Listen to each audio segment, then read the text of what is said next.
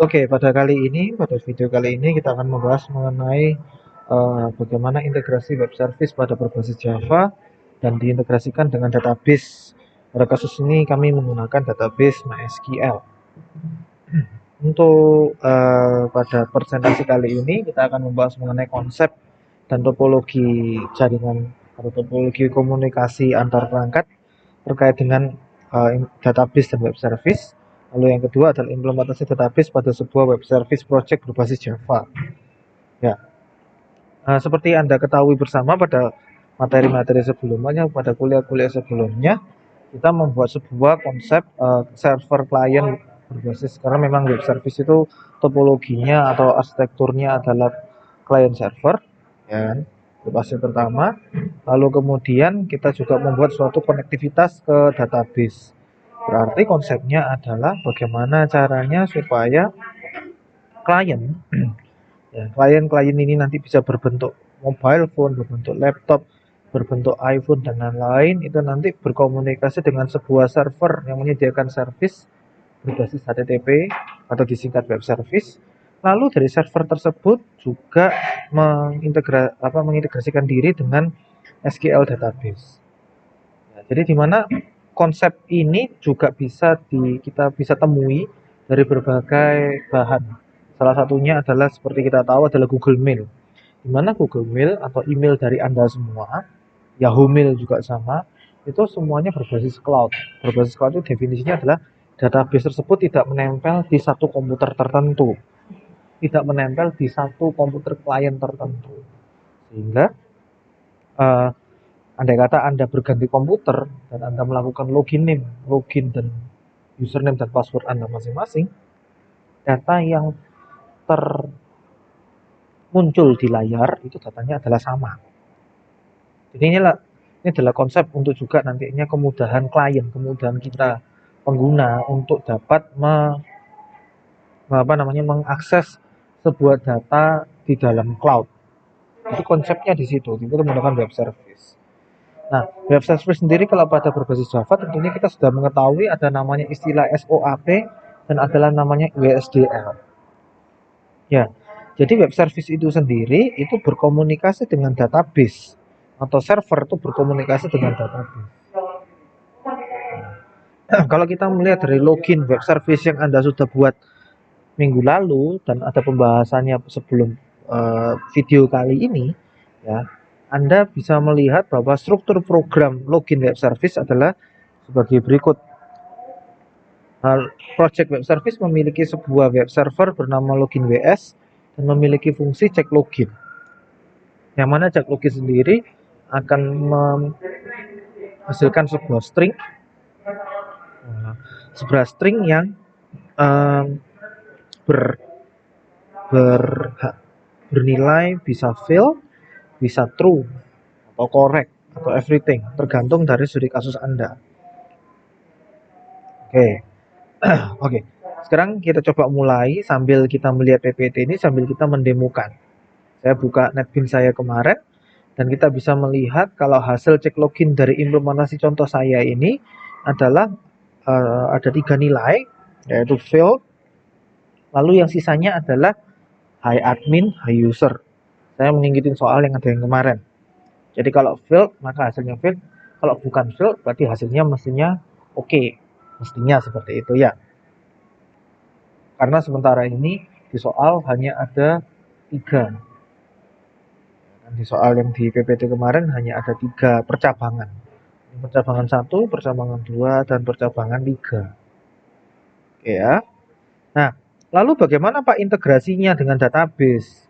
Nah, integrasi dengan database itu diperoleh dan dimulai dari mana? Dari yang project ataupun program yang menjadi server. Nah, pertanyaannya bagian mana yang menjadi server? Apakah login app atau login web service?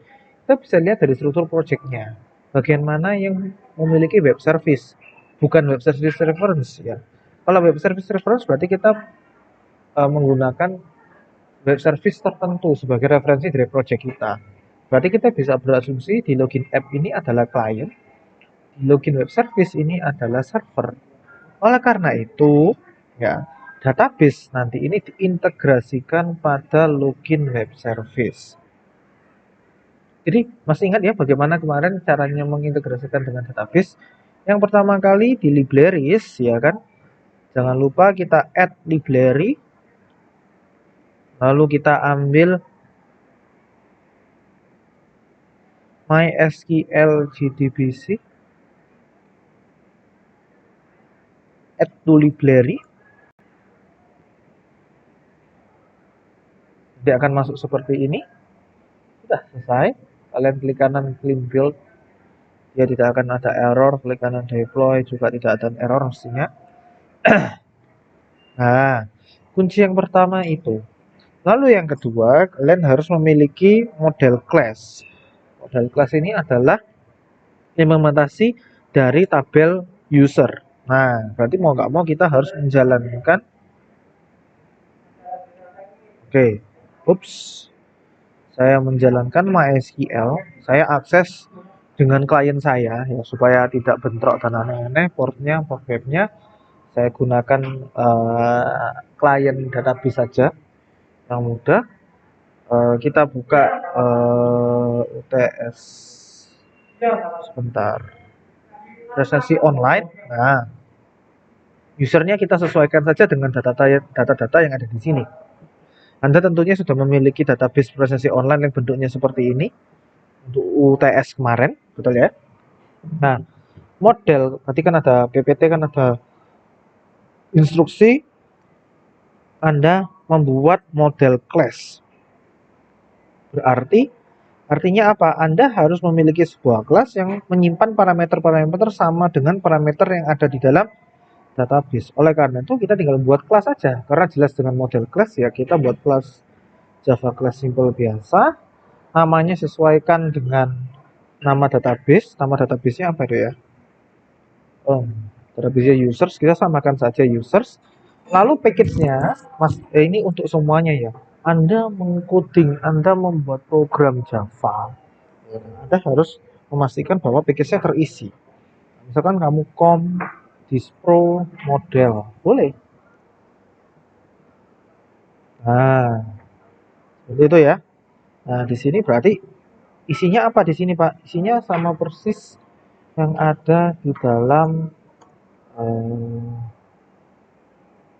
database. Private, string, nama. Kita persisin aja. Oh, username. Private, string, password. Private, string. Nah, sudah.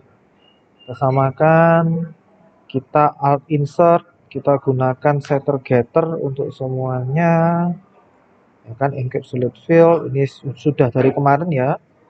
Sama seperti kalian bikin database kemarin. Jangan lupa bikin konstruktor kosongan. Betul kan? Ada konstruktor berparameter. Kan? Macam-macam. Ini bisa macam-macam. Nah, karena kita ini integrasikan dengan database, berarti jangan lupa importnya. Import apa kok?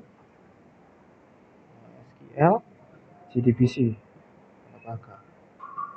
Nah, ini pasti tentunya sudah Anda ketahui ya, import MySQL JDBC. Make a new database, tidak perlu, kita gunakan reuse database yang kemarin saja. Lalu isilah model class tersebut dengan metode dan parameter, ya kan? Import SQL JDBC, make a new database. Ya, oke, kalau sudah nanti hasilnya kira-kira seperti ini. Di mana ada username, ada password. Ini yang atasnya menyesuaikan ya. Yang ini semua menyesuaikan dengan apa? Menyesuaikan dengan parameter ataupun kolom-kolom yang Anda gunakan. Ya, jadi tidak akan persis sama dengan punyanya kita, karena punyanya kita akan ditambahi sebagai. Ya. Yang agak sama itu nanti ada di bagian ini. Get connection. Ya. Jangan lupa kita buat suatu public get connection ini sesuai dengan materi database yang lalu ya. Connection di sini itu kita harus punya parameternya kayak gitu di sini. Kita lihat ya connection yang lalu.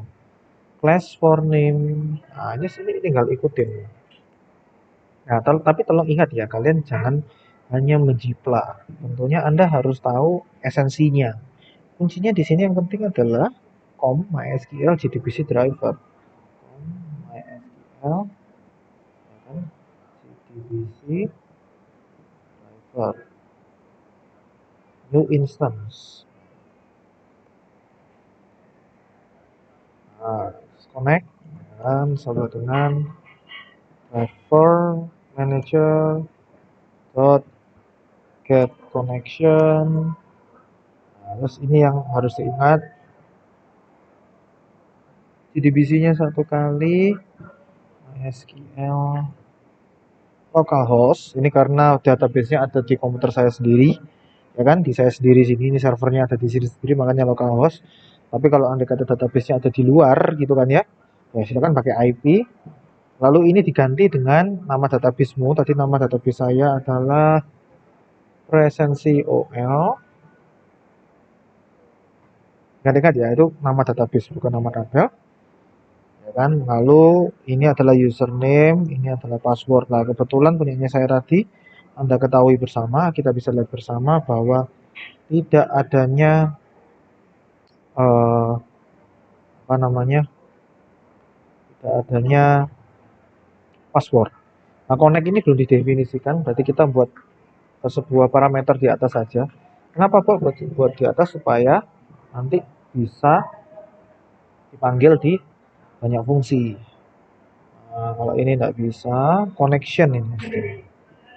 Oke, connection. Nah, itu kalau ada error seperti ini nggak usah kaget ya. Jadi kalian bisa lihat di sini di casting.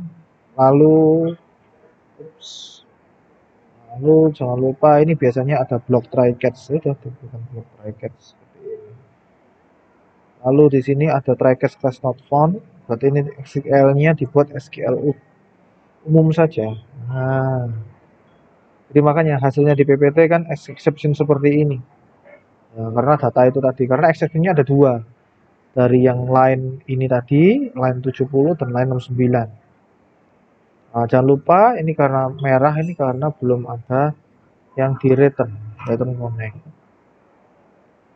Nah, kira-kira seperti itu. Andai kata pun kalian mau pakai void, andai kata nggak sesuai dengan PPT ya, pakai void, tidak ada masalah, tidak perlu return gitu kan ya. Toh connect-nya kan sudah dipanggil. Dipanggil di mana Pak?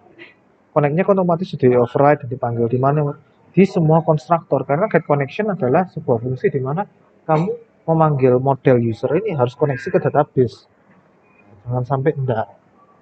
Jadi kamu bisa this.get connection di semua konstruktor. Jadi kalau kamu punya konstruktor 3, ya berikan this get connection-nya 3 kali. Ini sudah benar juga. Kamu mau pakai public void get connection juga boleh, mau pakai cara yang di PPT juga boleh, return connect andai kata memang nanti dibutuhkan juga boleh. Nah, untuk insert juga kurang lebih sama, kalian ini menginsert ke dalam database.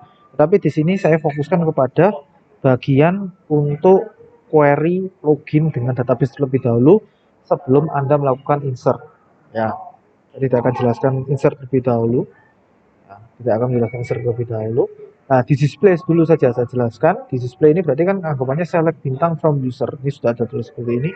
Sehingga kita miripkan dengan sintaks yang kita pernah pelajari pada saat materi kuliah database. Kenapa Pak pakai release ya? Karena kita atur supaya data yang muncul adalah berbentuk array. Karena kan select bintang from user berarti kan ya release gitu ya. Karena release ini adalah sebuah hal yang baru, maka kita harus import. Caranya tadi diklik tadi gini ya. Nah, di sini diklik lalu add import array utils. Release ya kan, users, nama tabelnya dia sendiri, temporary sama dengan new. Jangan lupa di new karena ini tetap walaupun tabel temporer, dia tetap harus ada new-nya ya. Nah, kalau sudah maka try itu nanti dibuat terakhir dulu. Kita lihat statement dulu. Nah, statement connect dot create statement. Kita membuat statement.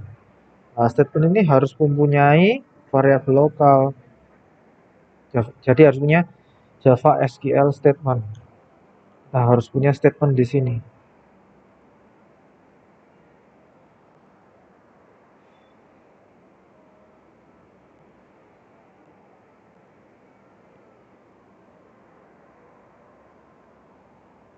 Nah, jadi coding itu naik turun seperti ini nggak ada masalah. Kita coba buat ini casting. Oh, berarti kan sesuai dengan apa yang kita buat. Ada result, ada variabel mestinya, status. Misalkan kalian kalau mau nyoba-nyoba seperti ini, nggak apa-apa, execute query. Nah, ini kan select bintang from users.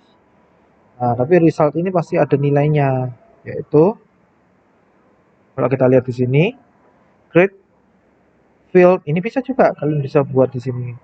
Create field result. Jadi nanti akan masuk di atas di sini. Nah, ini result set. Oh, lebih cepat ya, seperti ini ya. Oke, enak. Kita taruh field karena nanti bakal dipanggil di line lain. Nah, seperti ini. Lalu itu artinya apa? Kalau jika datanya ditemukan, gitu kan ya, maka mestinya dia muter-muter terus. Jika selama datanya dia ada, nah kan, makanya user tuh. Kenapa ini tadi pakai user? Kenapa punya saya pakai users? Karena definisinya saya usersnya pakai S.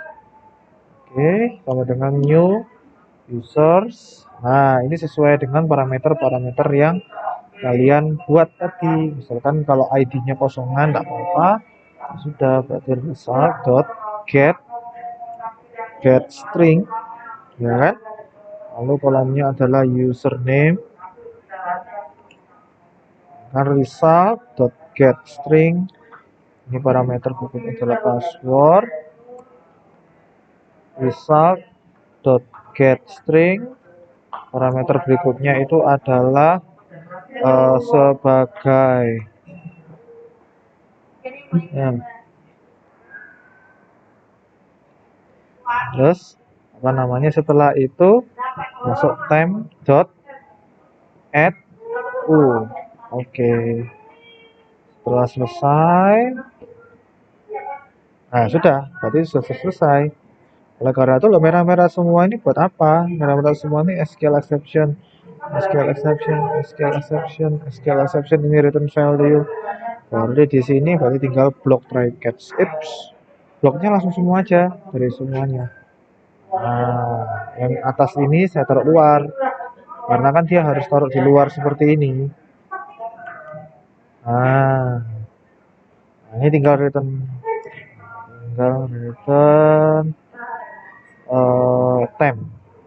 Nah, seperti itu. Nah, sehingga nanti kalau pada saat kita mau mencoba untuk query, kita bisa menggunakan display ini boleh, ya, menggunakan display ini atau kita buat fungsi sendiri. Jadi bebas-bebasnya. Ini saya kasih contoh adalah cara untuk menampilkan data dalam bentuk display seperti ini.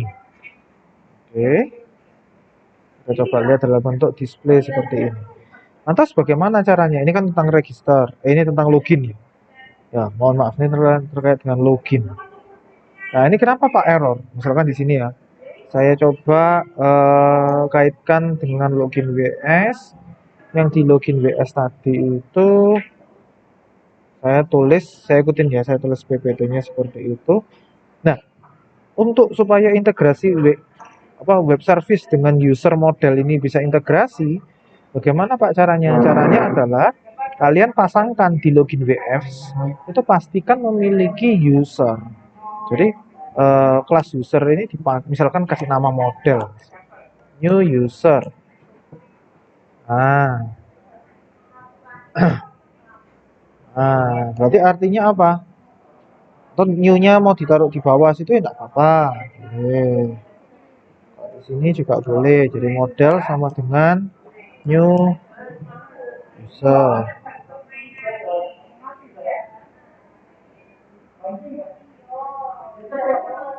Oke, bisa seperti ini.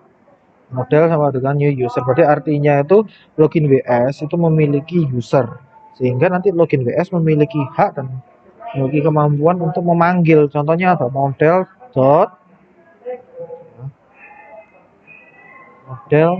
dot display. Boleh Pak, boleh. Tapi nanti ini kalau misalkan saya arahkan ke list of user, nah kan saya mau nampung ke list of user model display, ini error. Kenapa error? Kita bisa melihat errornya kenapa. Model.display ini keluarkan apa? Kalau kita off hover di sini aja, ini bisa kelihatan sih. Model.display lah di sini. Array list users. Kalau list of user ini adalah array list string. Berarti error yang jawaban untuk PPT ini akibat adanya perbedaan tipe data. Yang satu array list string, yang model.display adalah array list user. Ya, oleh karena itu ini berbeda, tidak bisa kita gabungkan. Oleh karena itu bagaimana Pak caranya? Ya kan, kita ganti, kita sesuaikan dengan ini adalah list of user, diganti adalah array list, bukan string tetapi array list users. Nah, kita harus ganti data yang lama ini, kita tidak pakai kembali, ya kan? Kita nggak gunakan kembali, ya kan? Jadi pada saat login dan WS berarti kita punya hak list of user sama dengan model dari usernya atau display. Nah, kalau kita mau ngecek juga boleh. Nah, di sini kan sudah kelihatan list of user size, ya kan benar. Ini kan hampir mirip seperti tadi kan, list of user size. Terus kita nggak menggunakan ini, kita menggunakan split-splitan, tapi kita langsung menggunakan variabelnya, misalkan string user name, misalkan ya, sama dengan, ya kan, list of user dot get i dot get username. Tidak perlu split-split lagi. Kenapa nggak perlu split-split lagi? Nah, karena memang sudah punya dua objek sendiri-sendiri, sudah memiliki objek sendiri-sendiri, ya kan? Dia sudah menjadi objek, bukan string lagi. Get password. Nah, di sini tinggal disamakan dengan username tadi, user nm sama. Oke, ini biar nggak sama ya, biar nggak pusing, nggak sama dengan yang di atas. Saya ganti passwd.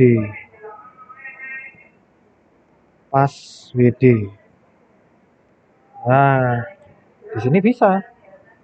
Jika dia adalah admin, maka dia hey admin. Jika user, dia user. Ya kan? Atau kita nggak usah pakai ini lagi. Kita nggak perlu pakai ini lagi, ya kan? Oke, ID-nya saya mengalami error.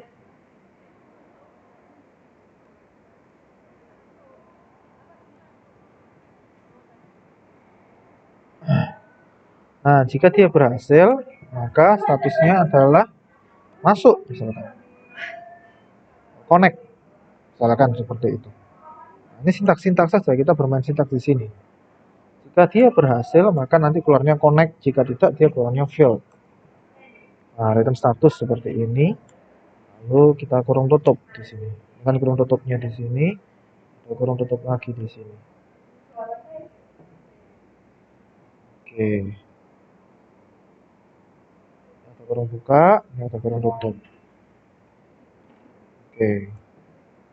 Seperti ini.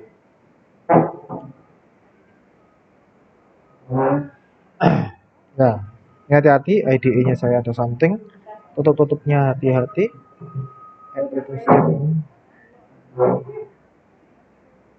Oke, ada return statement. Oh, returnnya taruh sini aja. Ini gara-gara IDE-nya yang agak something. Jadi, perhatikan tutup-tutupnya. Nah, di sini cek login status, list of user, status, return status. Ini errornya adalah end of file. Kurang tutup. Nah, kurang lebih demikian. Jadi kalau kita mau coba, bagaimana Pak nyoba? Kita clean build di sini, lalu kita coba saja langsung web service-nya.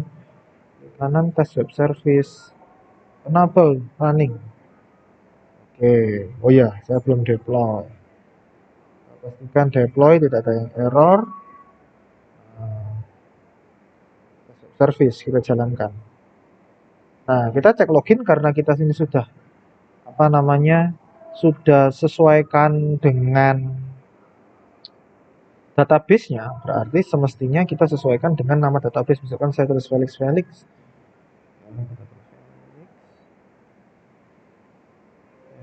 cek login,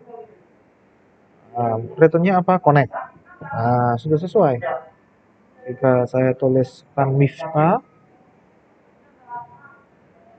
saya back,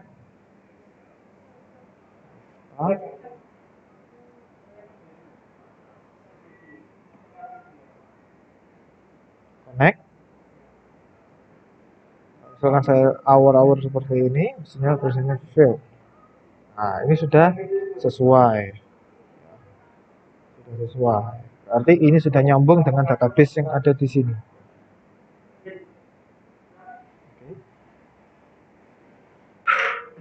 Nah, seperti itu kira-kiranya. Kalau sudah bisa seperti ini, bagaimana Pak yang Java app-nya supaya menyesuaikan? Ya, di sini bisa kalian lihat. Jadi nggak perlu di-delete, tetapi kalian cukup klik kanan refresh. Klik kanan refresh, terus also refresh. Ya wes. Yes, centang saja semua. Nanti otomatis diparsing BSDL-nya sesuai dengan hal yang baru. Lalu kalian klik kanan build. Ya kan, diparsing ulang. Lalu kalian run. Nah, jadi mestinya loginnya di sini sudah bukan merupakan admin-admin seperti kemarin, tetapi sudah menyesuaikan dengan database sama seperti tes web service. Nah, connect. Saya salahkan. Login fail. Kurang lebih seperti itu. Apabila ada pertanyaan, silakan kita bersama-sama untuk berdiskusi pada sesi tanya jawab yang ada di kelas masing-masing. Kuncinya hanya mengubah array list tadi ini. Bagi Anda ingin menggunakan for each juga boleh. For each-nya di Java, ya. Oke. Kalau for each-nya di Java, kurang lebih caranya adalah for, saya ulang ya, for control space cari yang ini. Ini adalah for each-nya Java. For object element titik dua call. Berarti di sini adalah artinya for users dari array-nya user tadi, atau saya U, dari sebuah array of user. Nah, mirip seperti tadi, tapi nggak pakai i-ian, ya kan? Saya coba ya sesuaikan. U.get username string passwd u.get password. Nah, di sini lebih simple karena di sini list of user get i sesuai dengan indeksnya ini sudah diimplementasi, sudah dibuat dalam bentuk objek yang lebih kecil, objek masing-masing yang lebih kecil. Nah, di sini tinggal klik sesuaikan aja, copy paste aja sini. Nah, tinggal gini aja. Berarti yang ini tidak perlu dipakai, kita pakai yang bawah. Kita pakai yang atas. Nah, esensinya atas sama bawah sama, hanya beda apa? Hanya beda cara implementasi bagaimana Anda melooping sebuah array. Kurang lebih seperti itu. Tidak ada pertanyaan, silakan komen, boleh komentar ataupun boleh diskusi pada saat sesi perkuliahan Anda. Oke. Nah, itu kurang lebih sama seperti yang ada di dalam PPT ini. Nah, ini juga ada semua. Nah, ini gagal ataupun sukses bisa berbentuk seperti ini. Modifikasinya ya kan. Bagaimana kita memodifikasinya? Ya, sudah ada jawabannya seperti tadi. Kalau ini terkait register. Jadi Anda setelah ini Anda coba mengimplementasi register ini. Ya, register yang ada ini. Anda sesuaikan dengan tabel model Anda. Misalkan usernya pakai S, users sama seperti video saya barusan ini tadi. Berarti kalian gunakan users. Di sini kalau kalian pakai dua parameter, ya gunakan dua parameter. Kalau punya saya tadi kan bukan dua parameter, 4 parameter. Ya sudah, 4 parameter. Sebagainya ditambahkan. Kurang lebih seperti itu. Nah, ini testingnya sama seperti video saya tadi. Lalu drag dropnya ini seperti yang minggu lalu. Ya kan, nanti untuk show-nya ya kurang lebih seperti ini. Nah, kurang lebih seperti ini. Untuk exercise-nya kalian bisa lakukan, kalian bisa ikutin berbagai macam hal di bagian sini. Oke ya, demikian. Terima kasih.